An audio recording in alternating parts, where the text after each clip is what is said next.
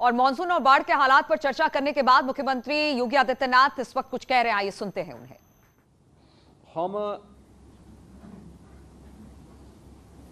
हर जनपद में अपनी इनकम को और अच्छा कर सकते हैं।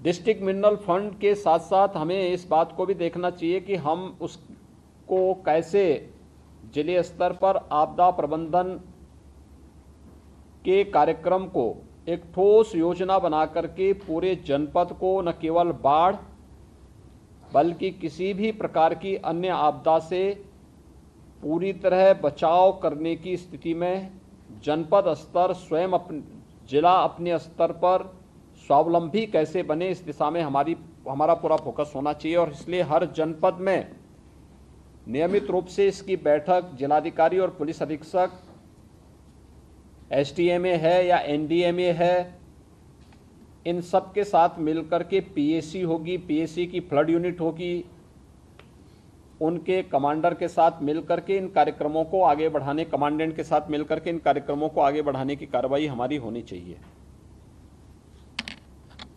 संवेदनशील जितने भी तटबंध हैं, उन तटबंधों का निरीक्षण सिंचाई विभाग या बाढ़ खंड से जुड़े हुए जो अभियंता हैं, जो कार्मिक हैं, उन्हें साथ में लेकर के जिलाधिकारी और पुलिस अधीक्षक वहां का स्वयं निरीक्षण कर लें, कार्यों की समीक्षा भी कर लें। जो अति संवेदनशील नहीं हैं, एक सामान्य श्रेणी के हैं, वहां पर भी उप जिलाधिकारी और डिप्टी एसपी को भेज करके उन क्षेत्रों में भी हम निगरानी रखें। हर जनपद में कंट्रोल रूम का गठन हो जाए। हम लोग कोरोना जैसी महामारी के समय में हम लोगों ने ICCC का गठन किया था। ये राउंड द क्लॉक काम करता था, 24 घंटे इस कार्य करता था, जिसमें हम लोगों ने कई टेलीफोन के कनेक्शन वहां रखे हुए थे और उसके माध्यम से सूचनाएं लेना, सूचनाओं का आदान प्रदान करना, हर एक स्तर पर जानकारी लेने की एक बहुत अच्छा मैकेनिज्म तैयार हो चुका था।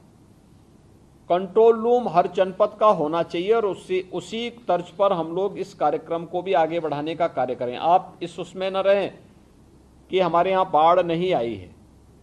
हमारे जनपद में जल जमाव भी नहीं होना चाहिए, किसी भी ग्राम पंचायत में, किसी भी नगर निकाय में, किसी भी वार्ड या मोहल्ले में भी नहीं।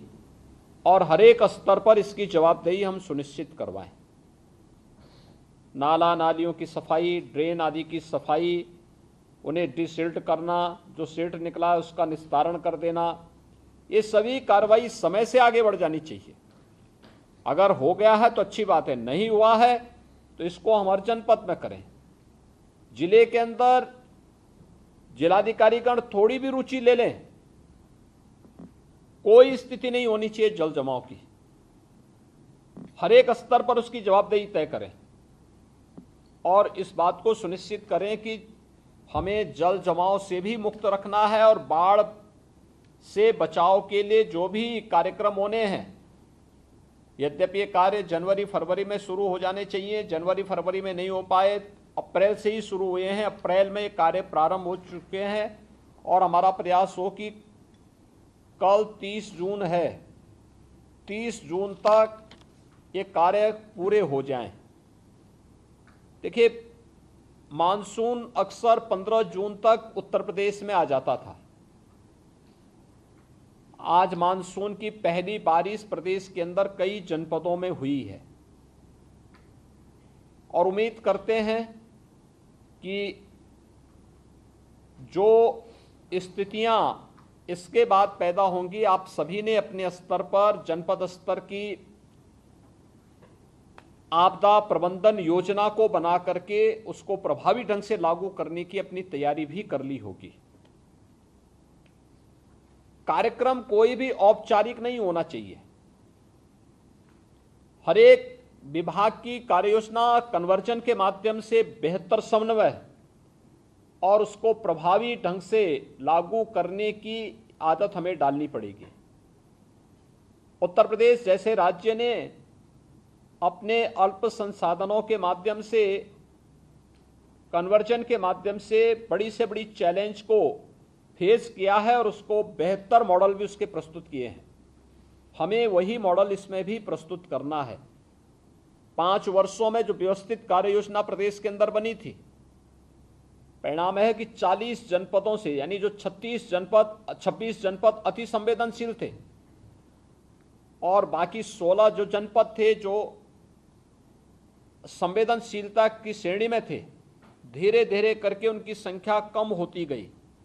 और आज प्रदेश के अंदर जब हम बाढ़ की स्थिति देखते हैं तो बरसात के दौरान विगत वर्ष काफी बड़े पैमाने पर बरसाती पानी आया था।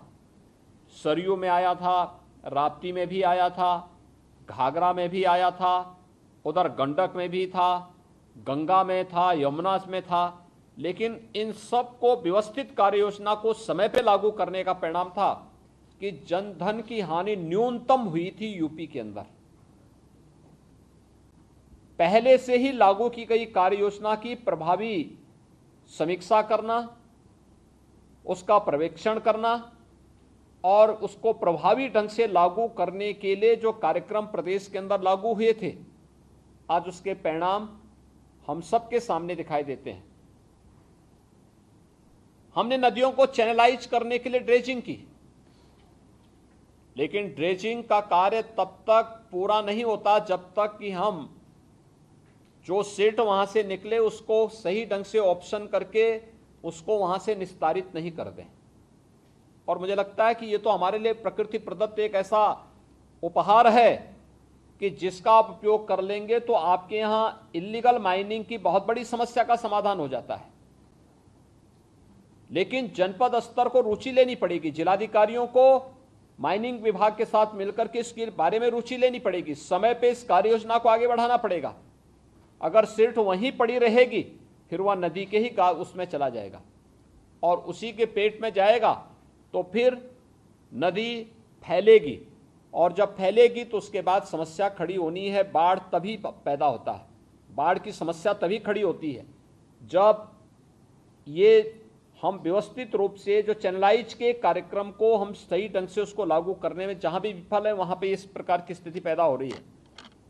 इसलिए अब आपके पास समय नहीं होगा, लेकिन फिर भी अगर संभव हो सकता है तो इस पे अनिर्णय का शिकार न बन करके समय से इस कार्यक्रम को हमें आगे बढ़ाना चाहिए और अगली कार्य योजना को भी अभी से तैयारी कर लेनी चाहिए।